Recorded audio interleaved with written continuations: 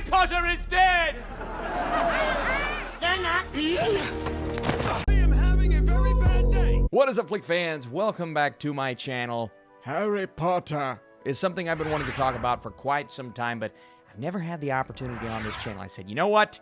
We're going to do a tier list and actually include the two Fantastic Beasts movies. So instead of just the Harry Potter films, I'm doing the entire Wizarding world up until this point. We know we're going to get more movies, maybe a TV show in the future, but right now, we're going to talk about these films. So, as always, I need you guys down below. Give me your lists, your most favorite, your least favorite, what your differing opinions are, and I think one of the most important points is, have you read the books? And I'll start with my history and knowledge of Harry Potter.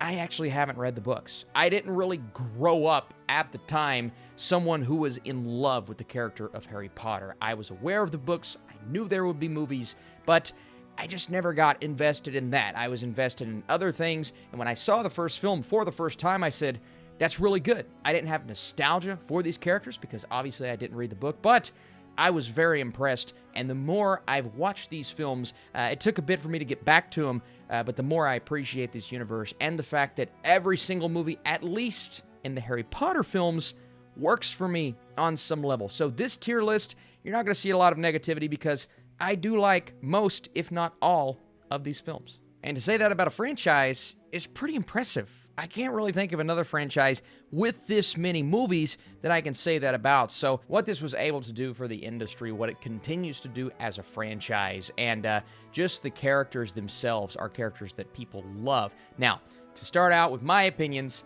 I will admit they are going to vary just a bit from the popular consensus, or maybe what you guys watching right now are feeling. So I just want you to know, as someone who is not, say, the hardest of hardcore Harry Potter fans, I do apologize if I say something or I give you an opinion and you're just like, come on, man, did you read the books?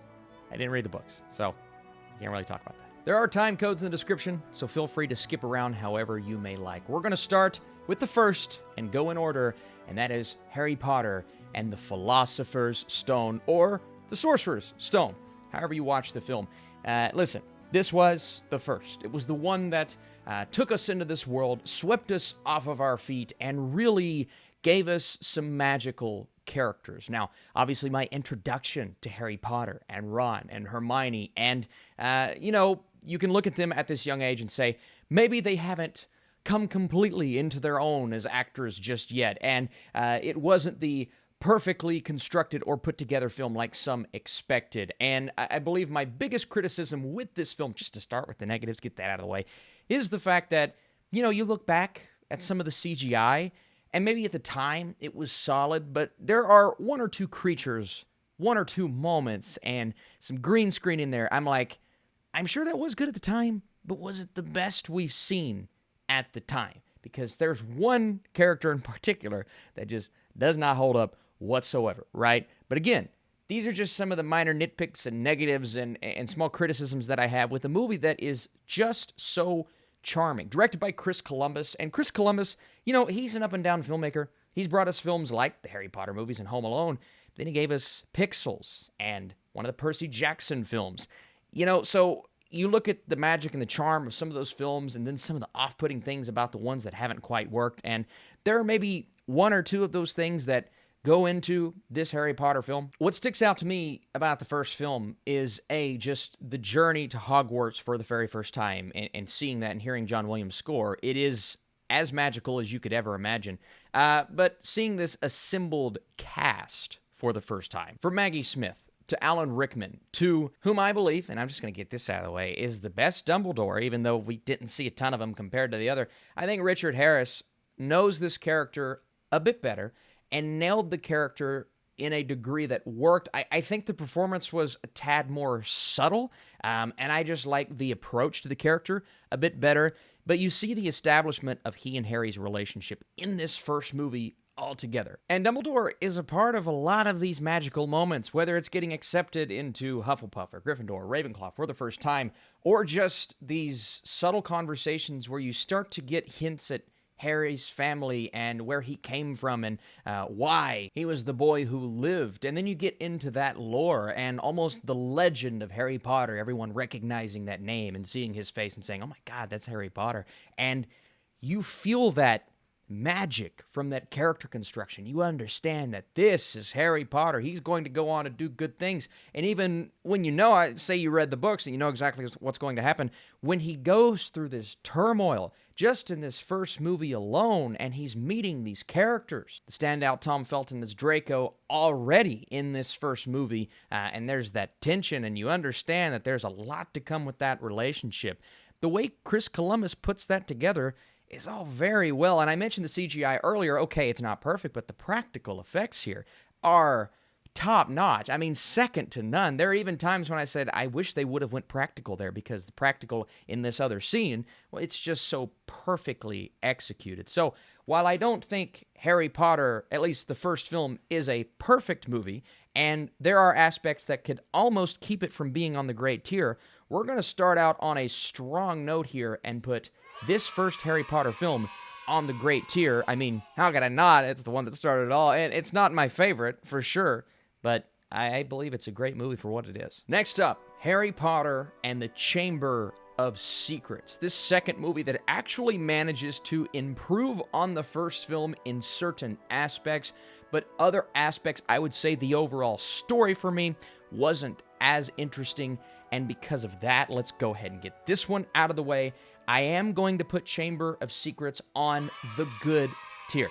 Now, I know a lot of individuals on Letterboxd especially that will defend this movie to the death, and I can definitely understand why. Again, I think some of the moments, some of the characters, and the introduction of one house elf is, I think, one of the greatest things that this franchise has ever done. Dobby is amazing. I truly believe Toby Jones's Dobby is one of the best aspects of this franchise. And then going and watching the final two movies back to back. By the way, I went and watched all of these movies in preparation for this video. But seeing Dobby show up in Deathly Hallows Part 1, I said to myself, why didn't we get more Dobby in this franchise? And again, I haven't read the books, so I don't know how often and prominent he is in those books. But man, I missed him when we had that huge gap from Dobby to Dobby. And this movie, I think the best part about it is Dobby's presence. From the quotable lines to just the relationship between he and Harry Potter to start with, I absolutely loved it. But that's not all this movie brings us. We start out with the scene and the flying car. And I didn't really get a chance to talk about Harry's, outside of Hogwarts life in the first movie. You really get a good idea of his situation, get a good grasp on that. And they continue that extremely well, in my opinion, in this film. And it starts out on an exciting note. Now, maybe going into Hogwarts wasn't as incredible as it was in the first film, but we're still setting up nice things for the future. So we have the flying car. This is the film where we have the trees that come to life and fight back, and then, of course, Dobby's presence. And this movie, I believe, displays the courage of our characters a bit more. The Chamber of Secrets, it's in the title.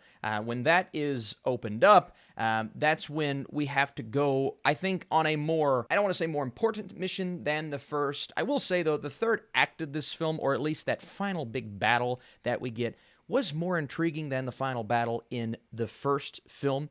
I think it was actually a bit more entertaining as well. For me, it's the overarching journey and the fact that Chamber of Secrets, in my opinion, just feels a bit too long, clocking it at 161 minutes. There's a lot here that doesn't feel as important as Chris Columbus intends, even though he does consistently keep his magic all the way through. This movie also starts getting a tiny bit darker, right? And we know every film progresses and gets darker and darker, and then that final movie is almost brutal in a way. But this prophecy coming to life, and then this present kind of stalks the corridors of the school, leaving its victims paralyzed. And I remember seeing this younger. I didn't actually see the first two films in theaters. I remember seeing this when I was younger and being a bit kind of terrified of the situation that these kids are in. These are still young kids, and Harry, Hermione, and Ron, they don't necessarily have the life experience at this point to handle what's being thrown at them, but they do a great job, and they keep that courage consistently. And this is when Harry really starts to come into his own, both Daniel Radcliffe's performance and Harry as a character. A few things that maybe annoyed me even more than the first. I still had some nitpicks and criticisms with the visuals here and there. And then you get into the ghosts, and Moaning Myrtle is a character that I've seen. I haven't really looked into it that much, so I don't know the overall consensus. That, some people get annoyed, some people like Moaning Myrtle. I could not stand Moaning Myrtle. That is one character that's just too, and I understand the intentions that she's supposed to be annoying, but I'm watching that going, maybe this worked at one point. It's just not working for me right now, and I didn't like it. As we know in the franchise, we have a teacher. The teacher goes bad, and then it gets replaced. This time around, Kenneth Branagh's character was really entertaining, and he added so much to a story that otherwise was kind of predictable and maybe not as magic-filled as that first time doing everything coming to Hogwarts. But Branagh's addition, eccentric and beloved by a lot of people there, he added a lot to this film. And then, of course, we're getting to the end of the run of this version of Dumbledore, and you guys know, how much I love his version. I think he's awesome, and it was such a shame. And don't get me wrong, I like both versions quite a bit, but man, so good in this movie. Now we're getting into that transition period. We're bringing in a fresh face, and most every franchise, major franchise, does this, whether it be a writer or a director. We're transitioning from Chris Columbus, who did an excellent job of establishing these characters, building up on that magic, but we're going to take the franchise in a bit of a different direction, and that is a questionable choice, unless that person is Alfonso Cuarón, and he directs Prisoner of Azkaban. We all know how beloved this film is, but for me to go back and revisit it and, feel this way, the way that I did walking out of it, the way that I think a lot of people feel, and it genuinely living up and kind of surpassing that hype the first time around, and then on my revisit, when we watched this a couple of months back, man, this movie is something special. You guys know it. I know it. I'm going to go ahead and throw this on the awesome tier. I believe this is truly an awesome movie. And Prisoner of Azkaban, while, I do have my favorites, and we'll see which one ends up being my favorite, just know I think this is a brilliant film. In another magic-filled year, our heroes are returning to Hogwarts, and Harry again comes face to face with danger, except this time we have this escaped convict, Sirius Black, and Harry turns to Professor Lupin for help. Now, Sirius Black is played by Gary Oldman. Anytime you add Gary Oldman to a franchise, things are at least going to get a little bit better. And let me tell you, his performance in this film is incredible, but it's not only that. It's the fact that we have a movie that is adding another element to Harry Potter. We've had the magic. We've had the bright, the cheerful aspects. We know the second movie gets a bit darker. This third film is the darkest we have seen thus far, but it adds in time travel. And that was something so unexpected as a kid, as someone who did not read the books, and that was so much fun, especially figuring out things in that third act and going back and seeing those things play out the first time around. Awesome. Tonally, so much different than the previous two. Harry carries that innocence that we love from our character, but we find Harry having to make much more significant and monumental decisions this time around. Now, obviously, when everybody talks about this film, they talk about the time travel, how fresh it is, how they, go back and see those context clues play out. But for me, the talking point is Cuarón's style and how it adds so much to this world, and how it really starts to take this franchise in a different direction, and I believe a more adult direction. Now, this is a contained story. This isn't grand and bold and massive like Deathly Hallows Part 2.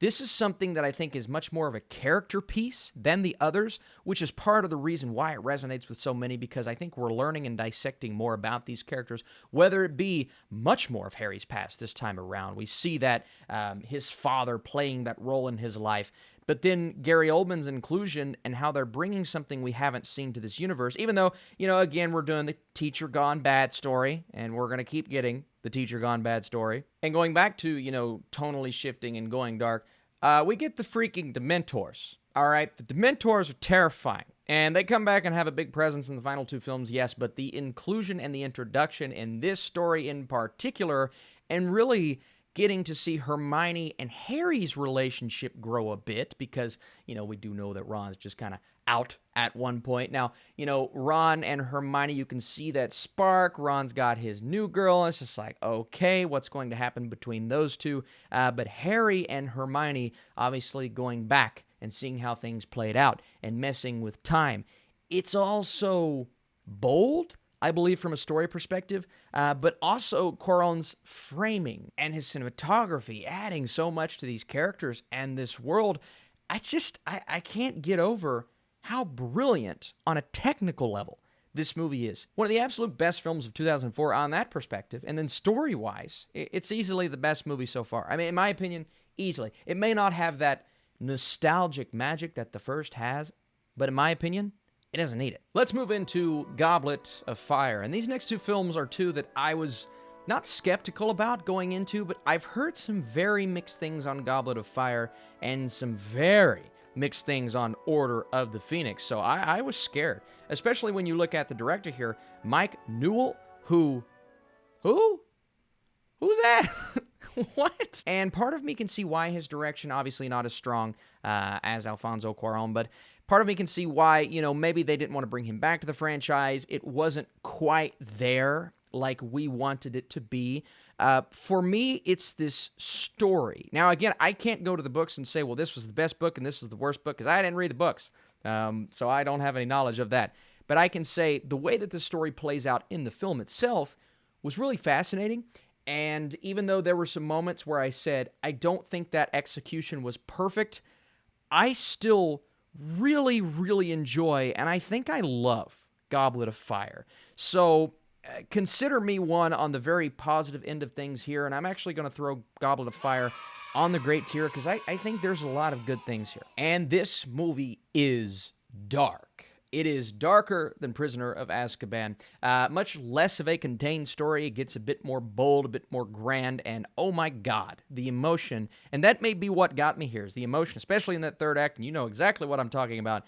It is insane. The obvious inclusion here is Robert Pattinson as Cedric Diggory, and it's so funny knowing where his career goes now and seeing him in this role. But Harry starts his 4th year at Hogwarts. He competes in the treacherous Triwizard Tournament, and he faces the evil, for the first time, the evil Lord Voldemort in his full form. And let me tell you, the first time we get to see Voldemort in the form that we know him as is just, oh my God, it's incredible. And it really is the introduction of this presence that you know is going to cause so much trouble for our heroes in the future. And that execution, well, really that scene between Cedric and Harry and Voldemort at the end there in the graveyard, that is one of the coolest scenes in Harry Potter, in my opinion, and it was just, it was monumental. Now, in this film, we have Ron and Hermione really showing their support for Harry, and they're trying to kind of relieve the pressure of the situation. They know Harry is up against a lot here,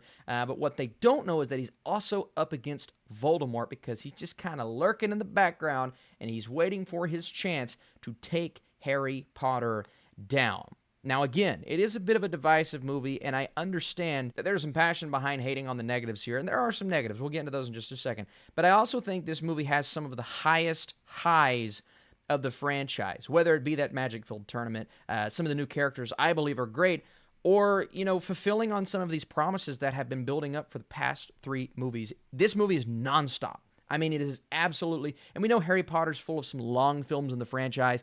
I didn't feel it with Azkaban.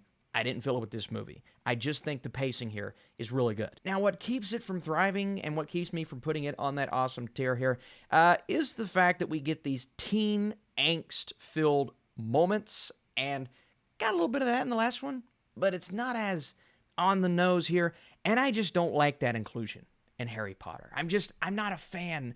Later on in the movies, we get some chemistry between Harry and another character that doesn't quite work, and then there are those moments here for sure. And then we have, the big dance near the end of the film, and then Ron and Harry trying to figure out their love life, and it's fine. It's just, I'm sitting back going, can we get back to the action?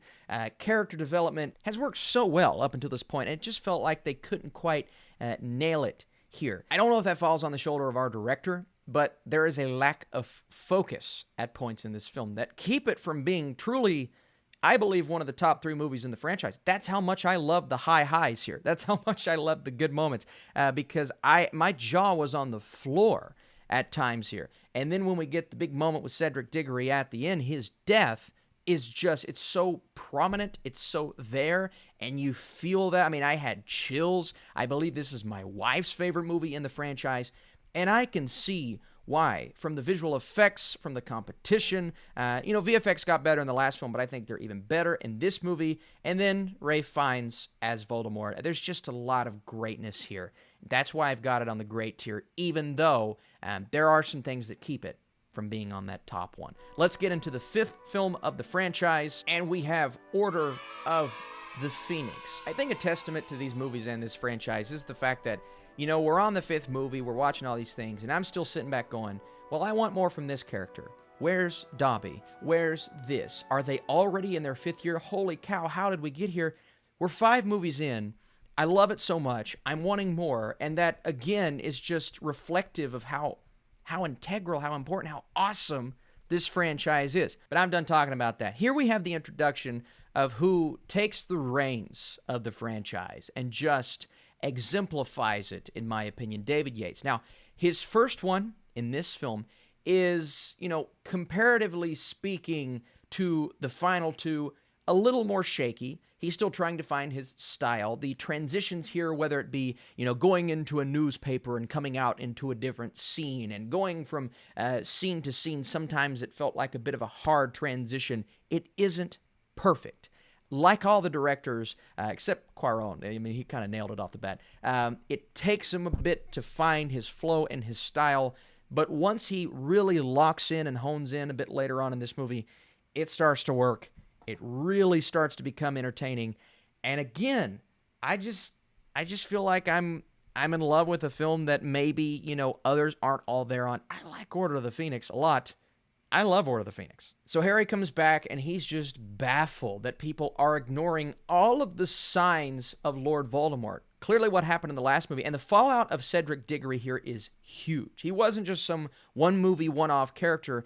That carries on over into the entirety of this film, but people, they just don't see it. So Harry's thinking, I've got to take this into my own hands, and he starts essentially training an army of students called Dumbledore's Army. Now, I didn't get to talk about Dumbledore within the last movie, and we obviously know that Michael Gambon takes over as Dumbledore here, and obviously he does a heck of a job. This isn't knocking his Dumbledore whatsoever. I still prefer the first, but this is the movie for me where he really starts to take it and run with it, and he really starts to develop that relationship with Harry that you have to buy in Half-Blood Prince. If you don't buy that relationship in Half-Blood Prince, it's all for nothing, but it works because of this movie, Dumbledore taking responsibility for what Harry and the students are doing because he knows it is the right thing to do. Dumbledore always knows. And these dark arts are coming into the school and really taking over. Now,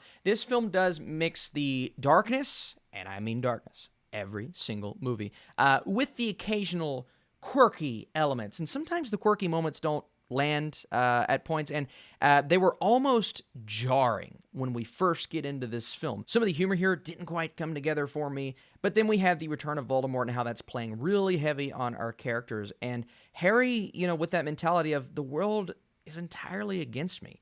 I'm by myself. He's not. He has his support and his friendships. And Luna Lovegood telling him at one point in the movie, saying, this is exactly what Voldemort wants. He wants you to feel this way.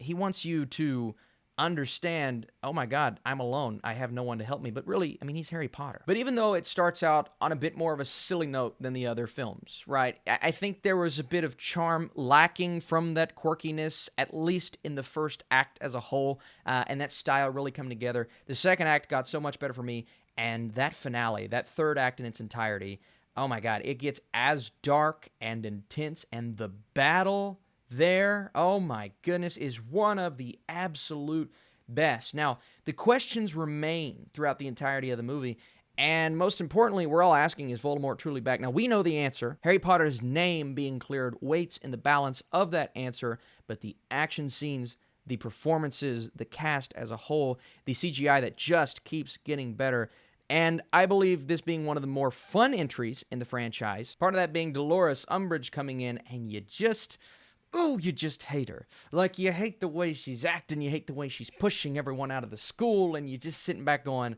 why is she doing what she's doing? It's so frustrating, but that's part of a brilliant villain, and that's another aspect of this story that just works so well. And again, that battle, Voldemort, Dumbledore, mano a mano, the top dogs fighting, I think, wand to wand. Is that a Harry Potter saying? This is one of the best wizard battles we've ever seen, I've ever seen. It was top notch, and Harry just sitting and watching and taking part in it, of course, but seeing the power that both of those characters have, and knowing that at some point he's going to have to take on Voldemort himself, and us knowing that Dumbledore's not going to be there for him at a point.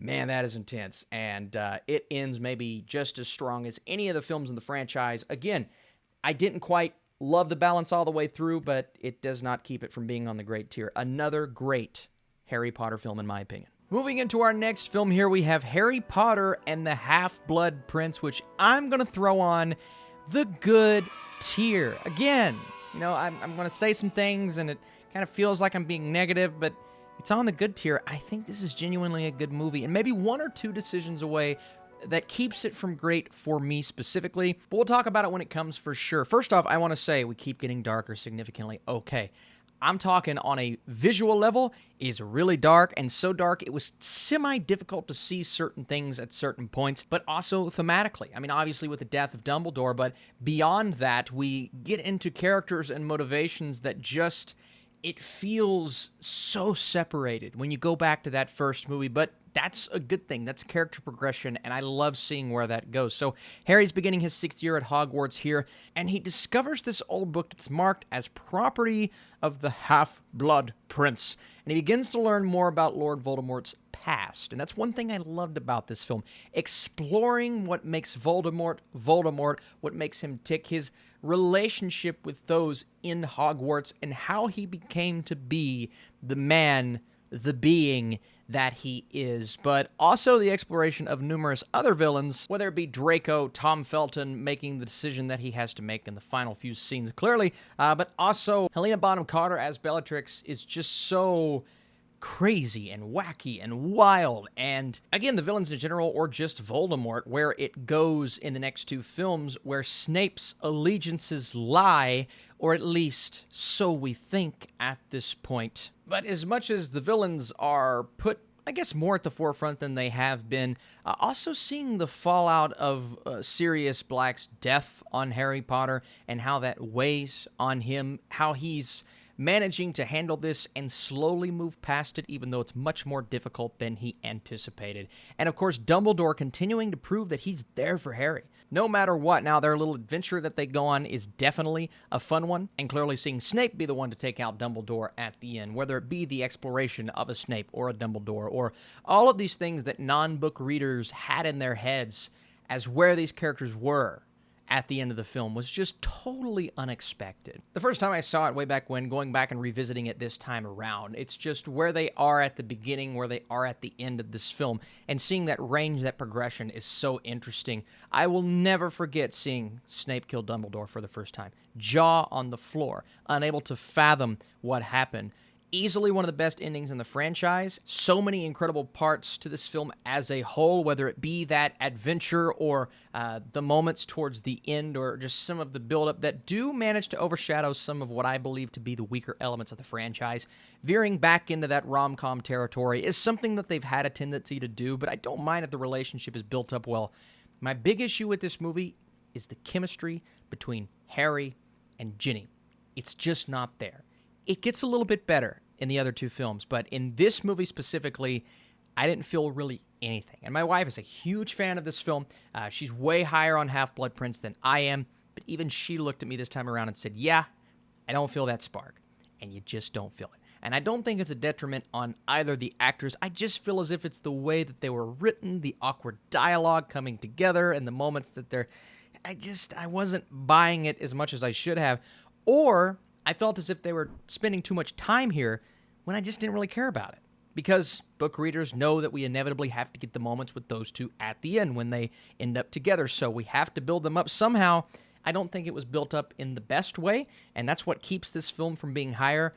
But again, so many good, great, and wonderful things about this movie that keep it on that good tier for me. Here we go. Let's do something that maybe not a lot of you will expect from me. Let's put Deathly Hallows Part 1 on the awesome tier. Now, I understand, and again, not completely sure of the consensus. I'm probably higher on this than a lot of people. And normally, when you split a book like this into two different parts, or, you get 3 parts of a movie, we know what The Hobbit did, splitting 2 and 3, and then we know what Hunger Games did, Mockingjay Part 1 and 2, and usually I look at all of those examples and I'm like, didn't work, why are you doing this? This franchise is different.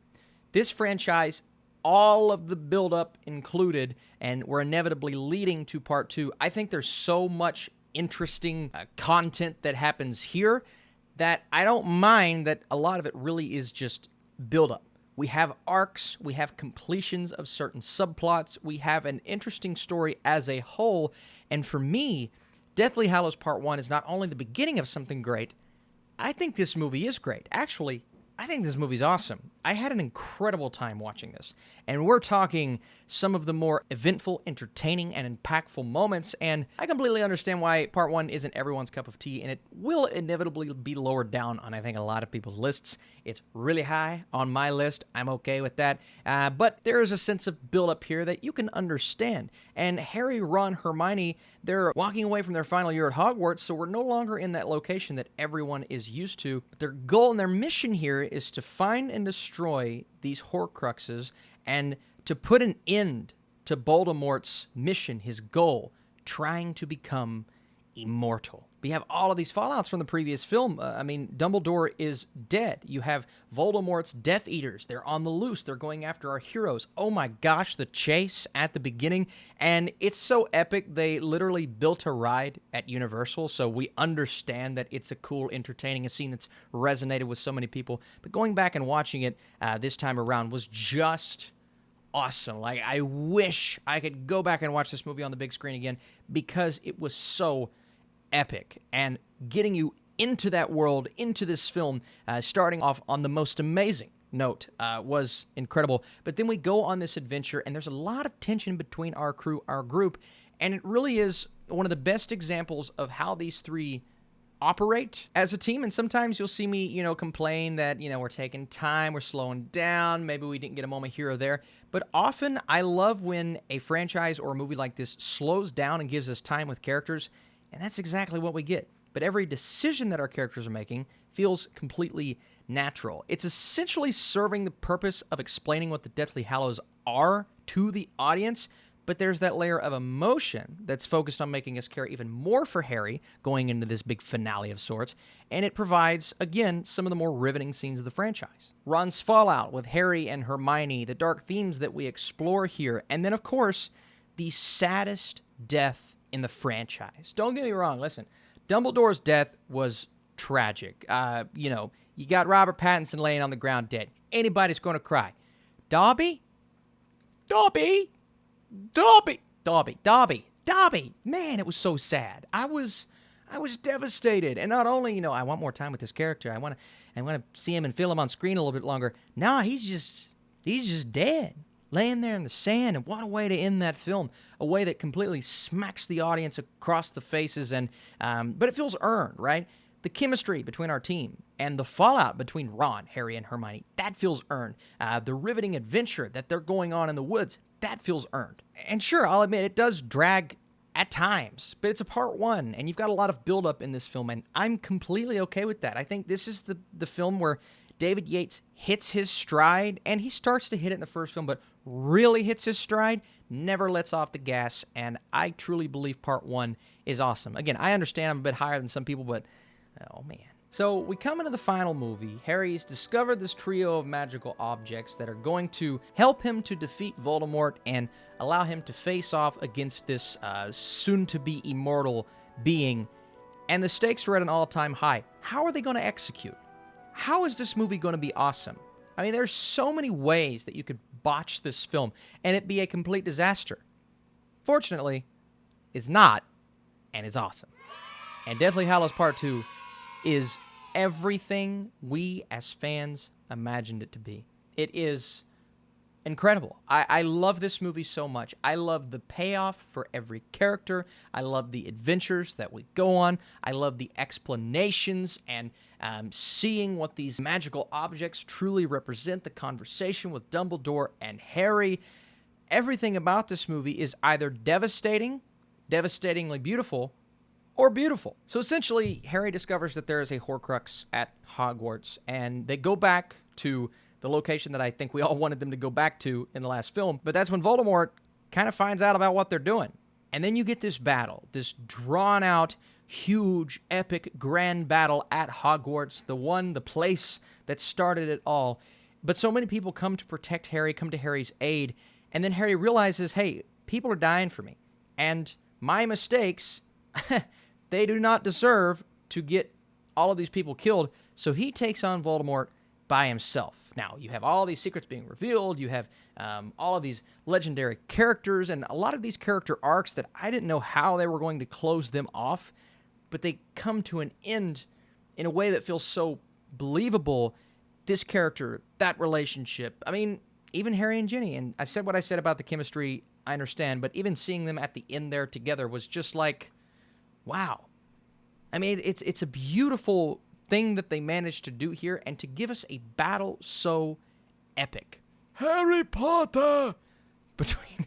what was that? And every actor at this point has come into their own in such a way. I mean, Daniel Radcliffe as Harry Potter, he has truly owned this role from day one, but he really started coming to his own in, I'd say, the third or fourth film. This is easily his best performance. Emma Watson, Rupert Grint, even Professor Dumbledore. That scene between he and Harry is one of the most heartfelt moments in the entire franchise. Professor Snape finally getting that payoff that maybe some didn't expect, and maybe others did, but what a beautiful moment that was. His love for Harry's mother, and finally revealing those secrets quickly. I need to tell you, I need to show you what all of this has been about this entire time. And his death it's quick, it's devastating, but the moments afterward, I mean, and you probably go back to that montage. It's on YouTube. I've went and revisited it multiple times. Wow. Luna Lovegood gets a lot to do here. Neville, I've not even talked about Neville. It's hard because I spent so much time talking about these movies. Neville is so good, and he gets that moment, that redemptive moment at the end. It's phenomenal. But the real scene stealer, the real actor of the bunch, I mean, they're all phenomenal, but Ralph Fiennes as Lord Voldemort gives one of the best and most intense and intimidating villainous performances of all time, and at a point in the film, you're just sitting back saying, I don't know how Harry's going to do this. I don't think he can do it. And at one point, they're just carrying him back. They all think he's dead, and then he jumps up and says, nope, Harry Potter. But just the resolution coming together, explaining and exploring all of those wonderful things, those are the reasons why, and I don't want to continue harping on this. Deathly Hallows Part 2 is amazing. Maybe it feels more Harry Potter than something like A Prisoner of Azkaban, which really sets itself apart from the franchise in a good way, but I don't mind more Harry Potter. I don't mind tying off all of these stories and storylines. I love that. And that's why I love Part 2 so much. Now, I'm not going to spend as much time on the Fantastic Beasts franchise because I really just wanted to talk Harry Potter, and these two movies have come out in the span of which I've had a YouTube channel, so I've been able to talk about them at length in other numerous videos, but I am going to tell you exactly where they would place on this tier list. So, for the first Fantastic Beasts and where to find them, I'm actually going to put this on the good tier.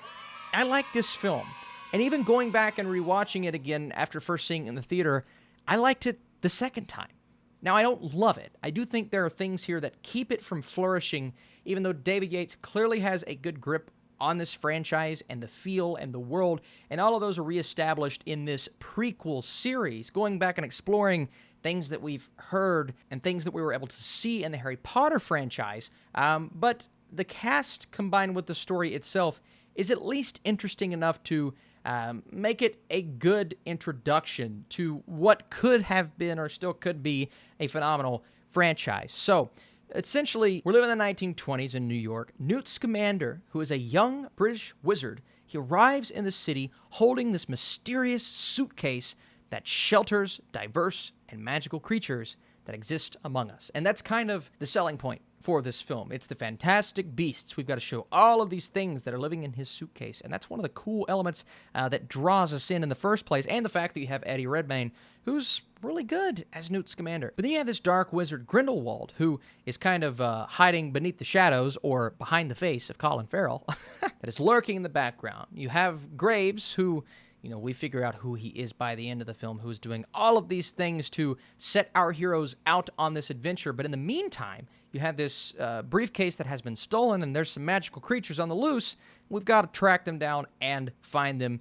And that really does make for a fun premise, and add on to the fact that you have maybe not the best characters in the Harry Potter franchise, but some really good characters. Catherine Waterston is so good in this movie. Obviously, Newt Scamander, Eddie Redmayne. Dan Fogler, you know, say what you will about the second film and how they negate some of the things that happen to him at the end. I think the scene at the end of this first film, it really is emotional. It is very, very good. And I don't think they knew the character that they had on their hands here and how beloved he was to audiences, but he is genuinely one of my favorite parts of this movie. And overall, you know, the humor isn't perfect and the story isn't as tight as it needs to be. And Ezra Miller's character, I think, could have used some work. There needed to be more exploration there. But overall, this movie works. And then you go into the second one that is genuinely the only film in the Harry Potter franchise that I'm just not all there on. And I know some people who genuinely hate this movie. I'm not going to go that far. I am going to put this, and look at the distinction between those other movies and this. I'm going to put this on the meh tier. Johnny Depp comes in as Grindelwald. You have this plan, this huge scheme that he's trying to put together, and our heroes have to come together to stop that. Same cast as the first. The story is not as compelling.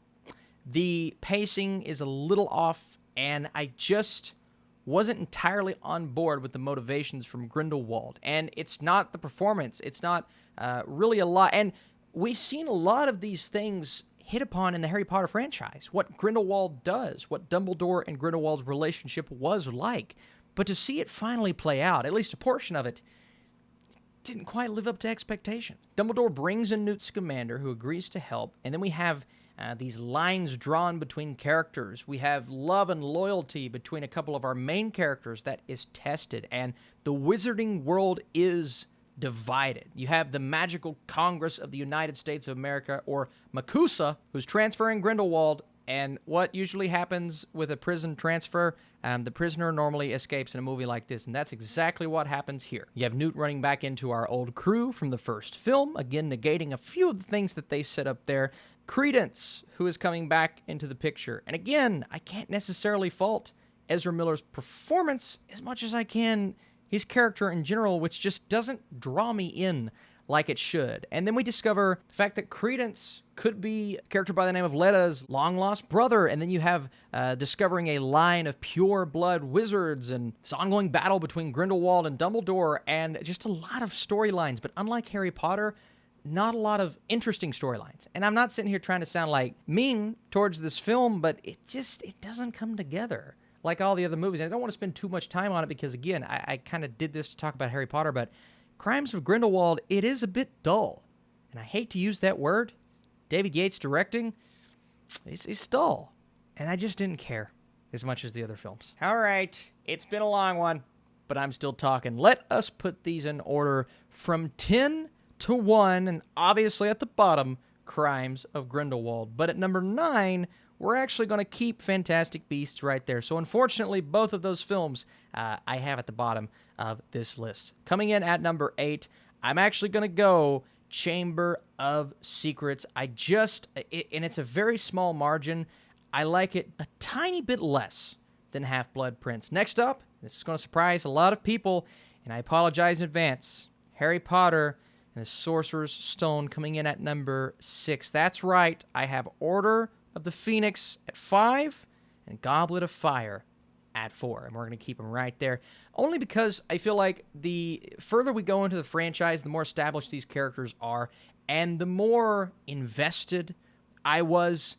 And, you know, I don't want to be the guy that sits here and says this movie doesn't age as well. They do obviously age a bit better because they were made a bit later than the first. But again, I didn't see the first two in the theater, so I don't have that level of nostalgia that a lot of people have towards Harry Potter, if that makes sense, even though, again, I think they're great. Why do I keep explaining myself? You understand. All right, let's get into the top three, and this is going to be fun. At the bottom, at number 3, I have Deathly Hallows Part 1.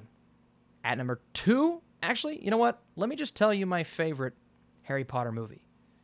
My favorite is Deathly Hallows Part 2, which means I've got to go Azkaban at 2. And again, we're talking thin margins. The margin between Deathly Hallows Part 2 and Azkaban is very small, in my opinion. I think they're both phenomenal films. And from a structural standpoint, and really just the movie as a movie, I think Azkaban may be a bit better. But in terms of ending this franchise on a note and on a level that Deathly Hallows Part 2 did, and somehow managing to tie up almost every loose end and give us an arc for almost every character and delivering on that, it's almost unheard of when you factor this many movies into a franchise. So just the fact that they managed to do it and make it good and deliver on the execution and like David Yates at full power, yeah, I've got to go Part 2 at number 1. But again, it's so close because Azkaban is brilliant. Absolutely brilliant. So going from number 1 to number 10, one more time, my favorite Harry Potter movie, Deathly Hallows Part 2. Number 2, Prisoner of Azkaban. Number 3, Deathly Hallows Part 1. Goblet of Fire, Order of the Phoenix, Harry Potter and the Sorcerer's Stone, The Half-Blood Prince, The Chamber of Secrets, Fantastic Beasts and Where to Find Them, Fantastic Beasts, The Crimes of Grindelwald.